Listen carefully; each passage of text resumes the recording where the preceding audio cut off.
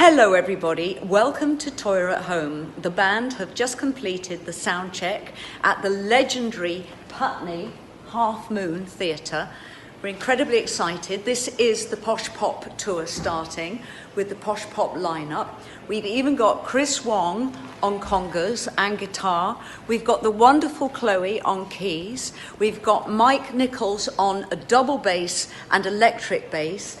And we've got the absolutely remarkable Manolo on guitar, doing all of Fripp's parts.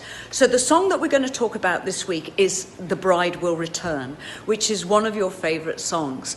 I say that, it turns out that Posh Pop is in its completeness all of your favourite songs. So what happened last year, 4th of August 2020, I was watching the news and I saw this remarkable story of a bride at her wedding being photographed in Beirut. She's called Ezra Al-Seblani. Absolutely beautiful woman, one of the most beautiful brides I've ever seen. And then suddenly there's a vast explosion in a warehouse at the docks of Beirut that shook the whole city, and she is caught on camera in a state of shock, and it went viral around the world. This upset me so much that I went straight to the keyboard and I wrote the first 8 lines of The Bride Will Return. The next day I went into the studio with Simon Darlow and I sat at the piano and I played and sang those 8 lines to him.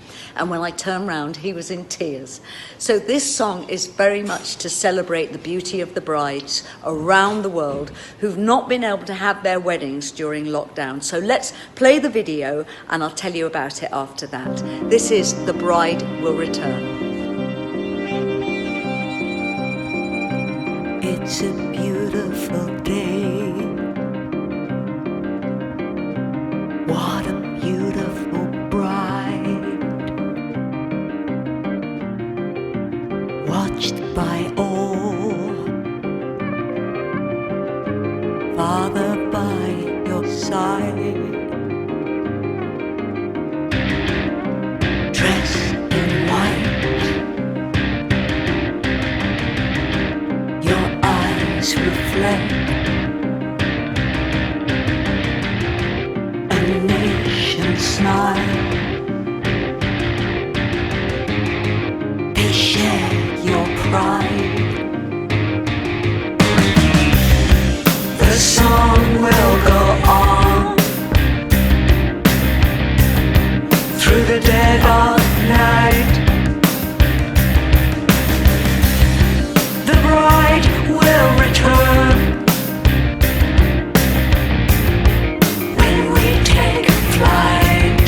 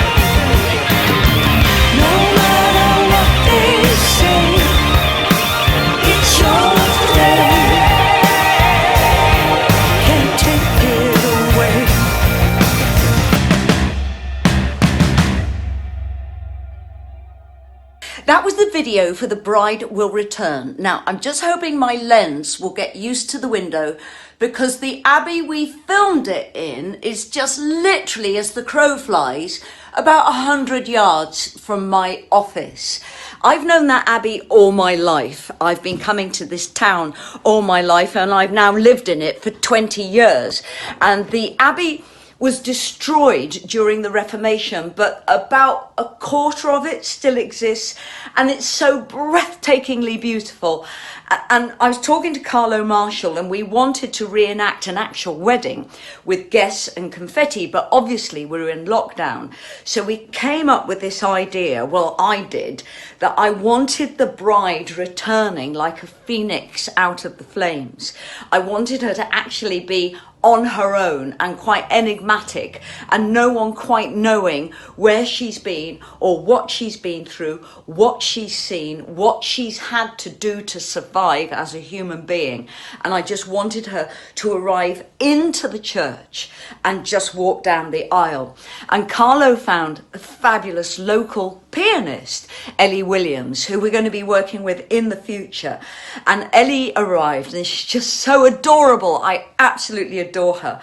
Her mother had lent her white dress, and we were rehearsing in the abbey. We only had it for 4 hours, and she had these huge black Doc Martin boots on, and she said, "Do you think I should take these off?" And I said, "Yes, Ellie, if you can bear bare feet on the flagstones, take them off."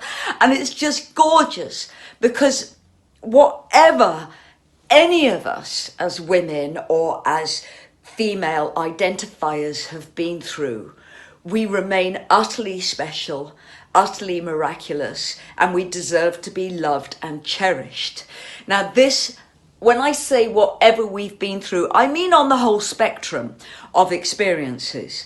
And this is why the second verse, we've all left footsteps in the debris of our dreams. And the debris refers to the explosion in Beirut, but it also refers to the fact that we always are changing. Our desires, our aims, our dreams, the jobs that we thought we'd be in forever, always changing. But it still means we are utterly remarkable. It's us, the individual, that is special. And I wanted that to reflect in this video. And this is why the lyric leads from quite strong and quite brutalized verses into very, very gorgeous lyrical hug of the chorus. No matter what you do, you are you, beautiful you. No matter what they say, it's your day, they can't take it away. And here we were in lockdown with so many young brides and grooms who had invested so much in this special day to bring generations of their family together, and suddenly they couldn't have their weddings, obviously because of lockdown and COVID. And I really felt that this was one of the very brutal things about lockdown, is that so many people invest so much financially, almost as much as putting a deposit into your first house, but also getting everyone together. It's as stressful as buying a house. That suddenly that was pulled from under their feet. And I wanted a song where every bride could celebrate being able to be a bride again, and also that moment of being a bride is so pure. It is so the new beginning. It's so the phoenix from the flames, that I wanted that song to be played at weddings where the bride can go, "Yes, I'm a survivor. I made it." So that is kind of the story behind the lyric.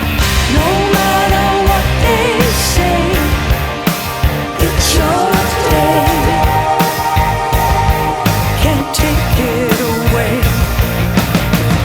When Simon and I had put the song together, and Simon was absolutely stunning with this song, he totally got what I was trying to say. We found it so intensely emotional. Thus, Simon put in the da-da-da-da, da-da-da-da, da da da. This really serious heartbeat that is the intensity and the seriousness and the respect towards the subject matter.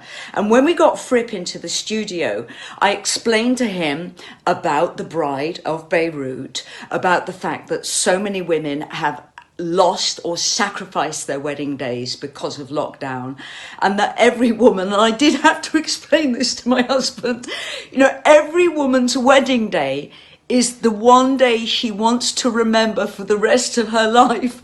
Not because my husband in particular ran away from the wedding because paparazzi turned up, but you know, every woman wants that day as a memory, but so that she can remember her parents, her children being there, even her grandparents being there, her aunts, her uncles, her friends. You know, these are remarkable culturally beautiful days. We know this. Some of us have married people that don't really see the point of weddings, but Fripp got it.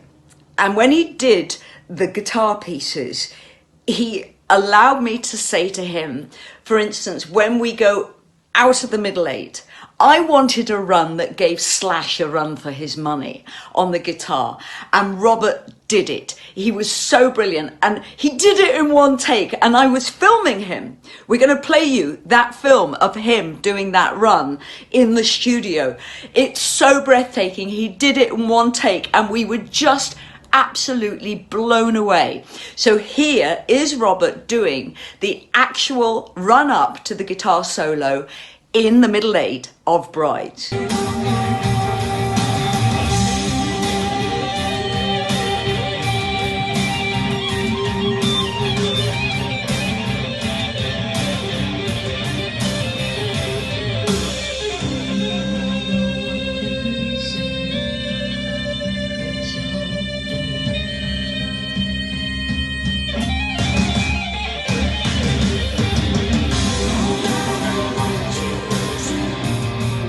That was really good. So my husband just got it, and what a blessing, because his presence not only on the track but also on the video is just absolutely breathtaking.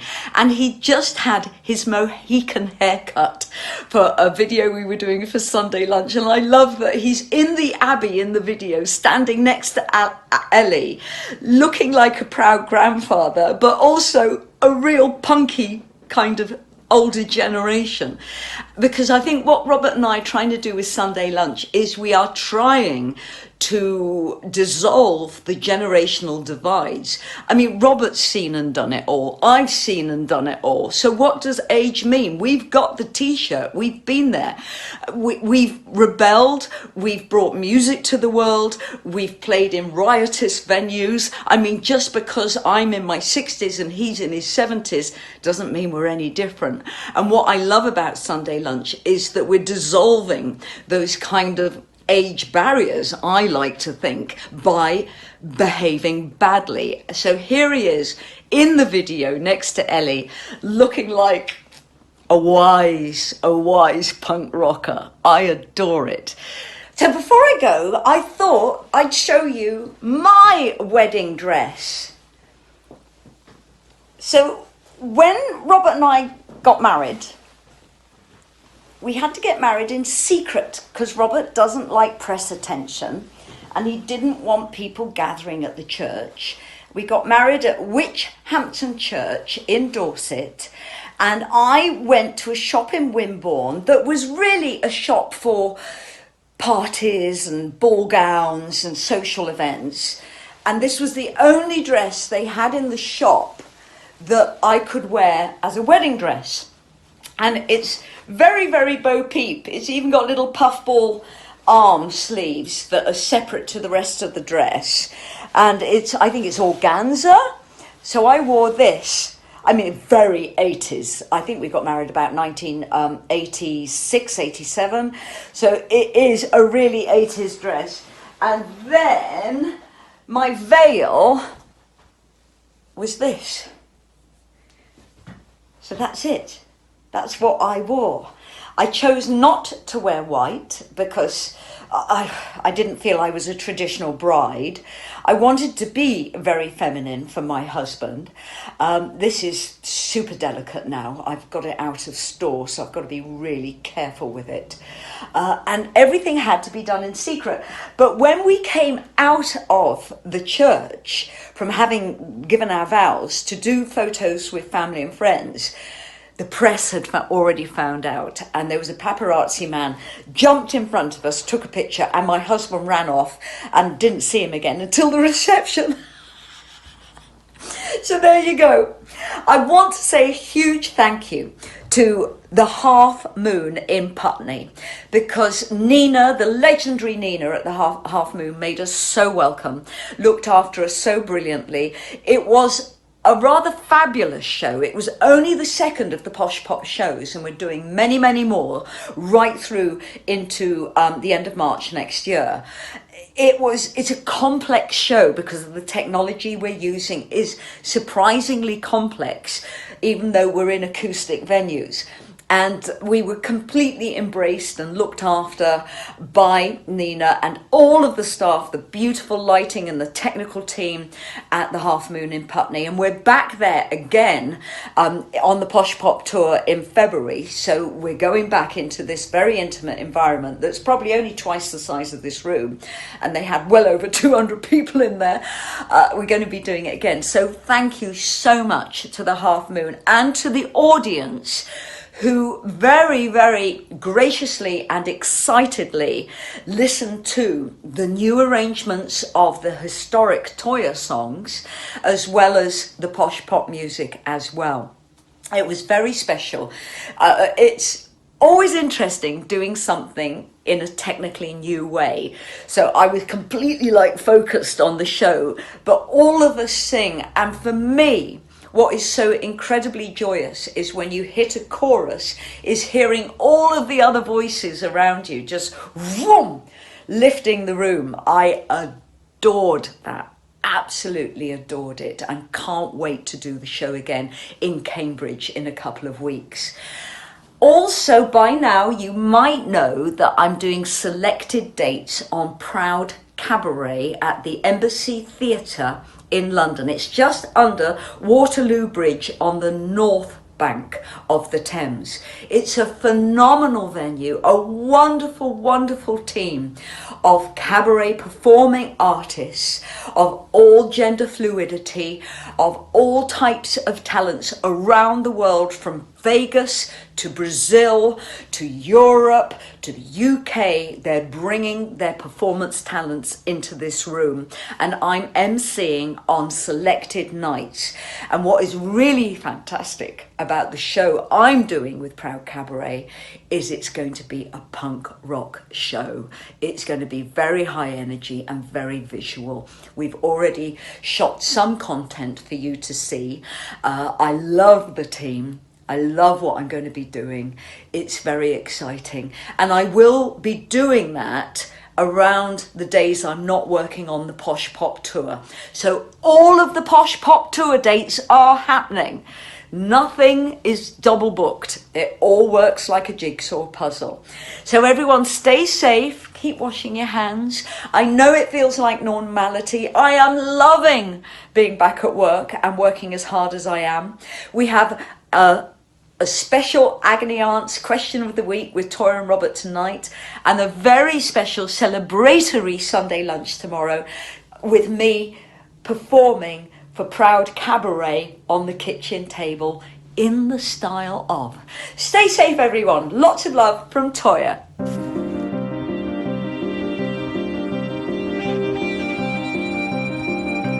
It's a beautiful day. What a beautiful bride, watched by all, Father by your side, dressed in white, your eyes reflect